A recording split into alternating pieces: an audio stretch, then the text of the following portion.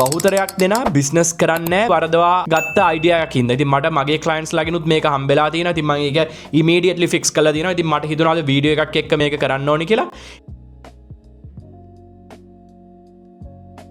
ඉතින් ගොඩක් දෙනෙට තියෙන ප්‍රශ්නයක් තමයි සල්ලි ගොඩක් හම්බ කරන්න හොඳ නෑ. සල්ලි කියන්නේ වැරදි දෙයක්. සල්ලි කියන්නේ එච්චර හොඳ දෙයක් නෙමෙයි. ආපෝ එපා. සල්ලි වැඩක් තියෙන මිනිස්සු වැඩි හොඳ නෑ. එහෙම කියවත් බිස්නස් එකක් කරන්න නැතුව ඉන්නවද?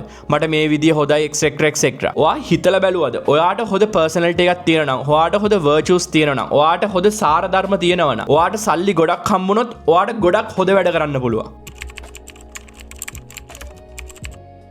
දැන් අන්ෆෝර්චුනේට්ලි සල්ලි වැරදි පුද්ගලයෙක් ගාවට ගියොත් එයාට වැරදි වැඩ ගොඩක් කරන්න පුළුවන්. ඉතින් හිතන්න ඔයා වගේ ප්‍රතිපත්ති ගරුක හොඳ කෙනෙක්ට සල්ලි ගොඩක් හම්බුනොත් ඔයාට මොනවාද කරන්න බැරි කියලා. ඉතින් ඔය තියෙන බිලිව් එක නවත්තලා දාන්න.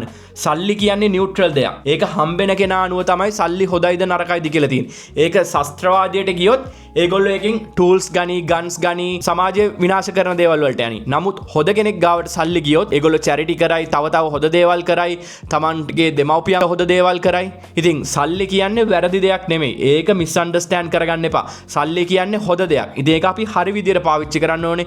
ඔයාටත් හොඳ සාරධර්ම මිනිස්සෙක් නම් ඔයාට තමයි සල්ලි වැඩියෙන්ම හම්බෙන්න ඕනේ. මොකද එතකොට ඔයාට වැඩියෙන් මිනිස්සුන්ට උදව් කරන්න පුළුවන්. මම හිතනවා මේ මැසේජ් එක ගොඩක් වටිනවා. ගොඩක් දෙනෙක්ගේ තිබ්බ money belief එක නැති වෙයි කියලා මේ වීඩියෝ එකෙන්. එහෙනම් guys, see you in the next video.